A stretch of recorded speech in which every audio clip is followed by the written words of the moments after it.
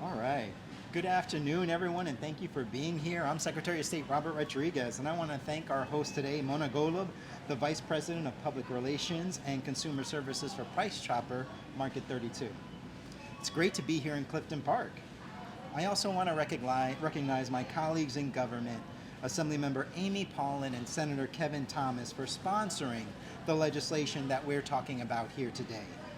And when we're in their home districts, I also like to acknowledge the home team, Senator Jim Tedesco and Assemblymember Mary Beth Walsh, who represent this district and are doing the people's work. On behalf of Governor Hochul, we are here today to support New York State businesses and to protect consumers statewide.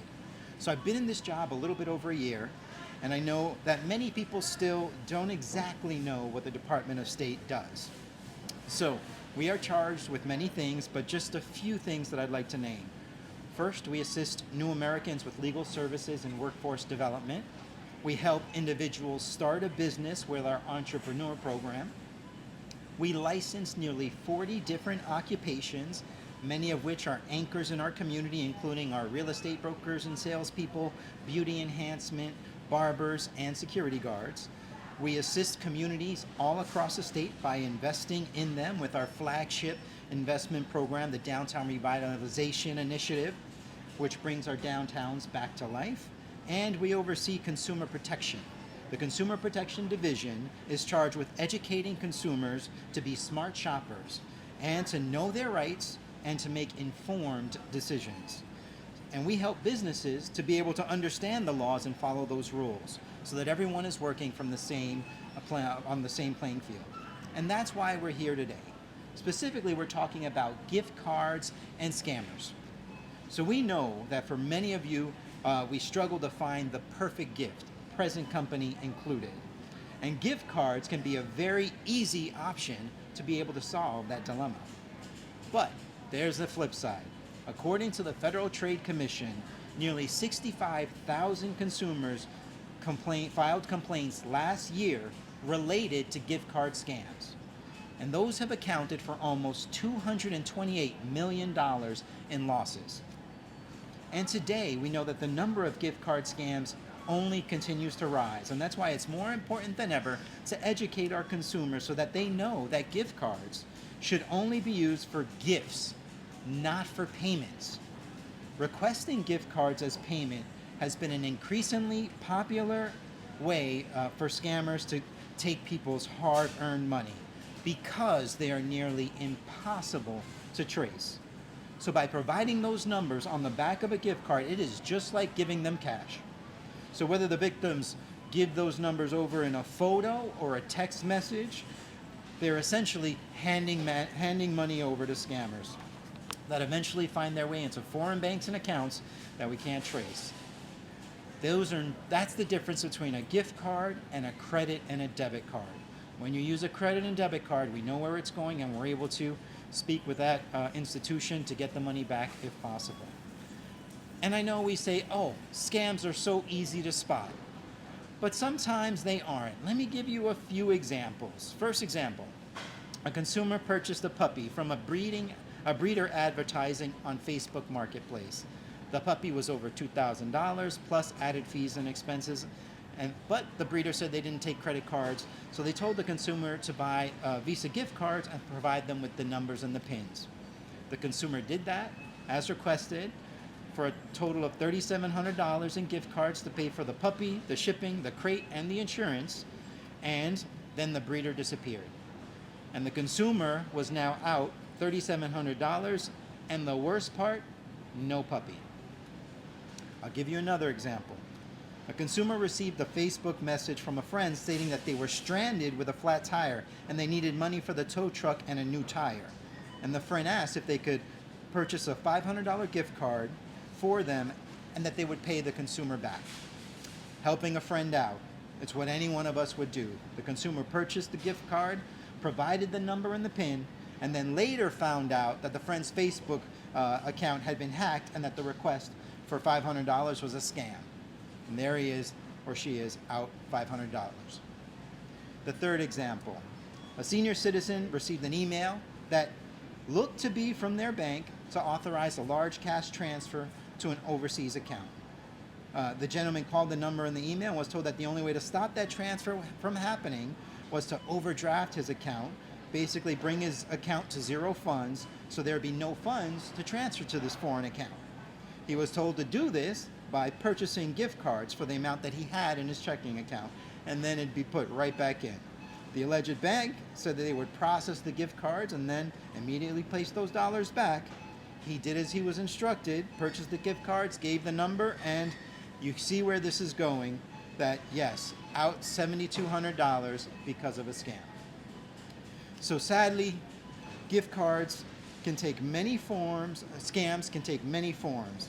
Sometimes they're phone calls coming in to your cell phone, sometimes they're emails, sometimes they're text messages that are targeting consumers, in particular vulnerable populations, including our elderly and immigrants, stating that they owe money where payment is required by a gift card. So clearly, there's a problem. So how can we fix that? One of the things that we clearly did was we changed the laws and we empower consumers with that knowledge. And that's why Governor Hochul signed legislation requiring businesses that sell gift cards to place signage in their stores alerting the customers of these kind of scams.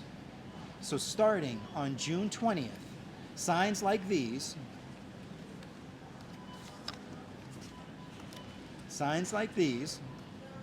must be clearly posted at or near a gift card display or at the register. And this will help increase public awareness of the scam and provide guidance to vulnerable populations to look at this and think twice before purchasing their gift card. But we need your help. We need the help of the media to help spread the word. We're doing our part as well. In addition to this event and the press release, we're sending out communications to our 450,000 licensees and small business owners to let them know about this new law that's taking effect. And any business who sells gift cards are required to display these notices by June 20th. And I'm proud to say that several businesses, including this one right here, has proactively contacted us and have begun to put signage to be ahead of the game and to protect their customers. So we applaud those businesses. We applaud Market 32 and Price Chopper. And finally, if you're a consumer and someone asks you to pay them with a gift card, that's a red flag. Please don't do that. And if you think you might be getting scammed, let us know. Report it to the Department of State's Consumer Protection Helpline at 1-800-697-1220. And with that, thank you all for being here. And now I'd like to introduce Mona Golub of Price Chopper Market 32 to say a few words on this legislation and this change.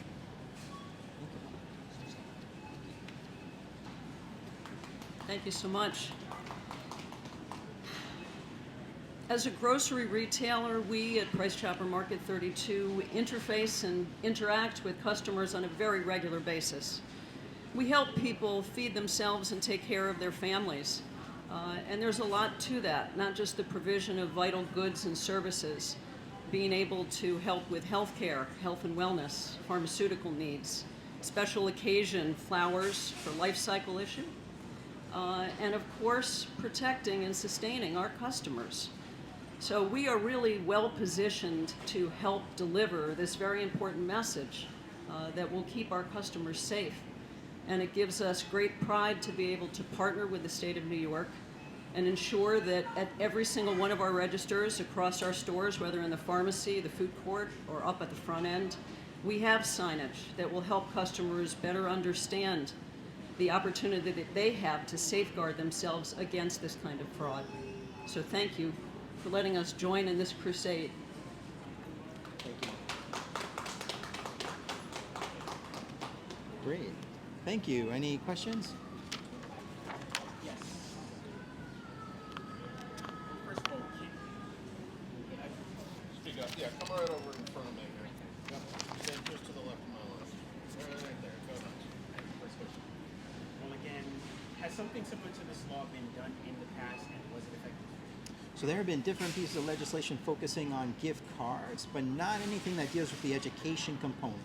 So I think it's very important for us to be able to get that out at the point of purchase for consumers. So I think either having it right here when you're making that decision or at the register provides another layer for us to be able to address some of the misuse of gift cards. Now we know that they are great when used properly. It's important for us to recognize that there are people who are taking advantage of a very good product and using it in ways that it shouldn't and wasn't intended to. Thank you. And what can a consumer do again if they have been the victim of a scam? So I think it's important. One, you can always report it to the authorities, but I think it's important that you recognize as well that the state has another option. We also work with our Division of Consumer Protection to help connect with the different agencies that are responsible for addressing scams. So I want to give people our number again. Our helpline is 1-800-697-1220. And what is the state doing to catch and prosecute gift card scammers in the United States? The most important thing is to report them. I think oftentimes we look to find patterns and repetitiveness on that to be able to connect that with our friends in law enforcement. But I also know, having had relatives and a mother who's been scammed, is that oftentimes you're too embarrassed to talk about it and to report it. So it's really important that we encourage people that this is happening everywhere. This is happening to almost anybody you can think of. We are all getting those annoying texts from people, that the scammers that are trying to just go out there and fish for one person.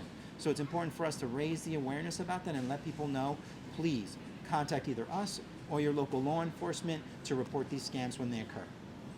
And can you just again state how many consumers were scammed, the figures that you gave earlier? Sure. So and just how to much money was lost? yeah, just to repeat that figure, we had over 65,000 complaints from consumers last year to the Federal Trade Commission with a loss of over $228 million. And just for the record, can you state your name and your position? Sure. Secretary of State Robert Rodriguez. Just for the spelling, if folks need it, Robert, last name Rodriguez. Moving forward, right? This is a good way to make the public aware. Moving forward, though, what plans are in place to do more to stop the scammers, right? I mean, this is about making people aware that they could potentially be scammed, but are there things that we could do moving forward to put a stop to this? I think that's great. I think one of the biggest pieces of information is an ongoing education campaign. And that's why the Department of State launched our Tuesday Tips, of which we focus pretty heavily on internet-related scams, on different kinds of gift card scams, pretty much trying to raise awareness about the different scams that are out there that are sadly really focusing on vulnerable people. And I think really trying to continue that push. So I think we're going to continue to raise awareness, do that using a variety of social media tools, but also more importantly, encourage our local partners through financial literacy, education, our banks to also help get that word out there. So thank you for being here and thank you for helping to spread that message. Sure, yeah. With this new law, compliance, how will that be enforced? That is my question. So typically this is a violation of the business law that is enforced by the Attorney General, and there can be up to a fee of $1,000 for non-compliance. So we encourage all of our businesses to do that and recognize that this is something that is helpful for your consumers.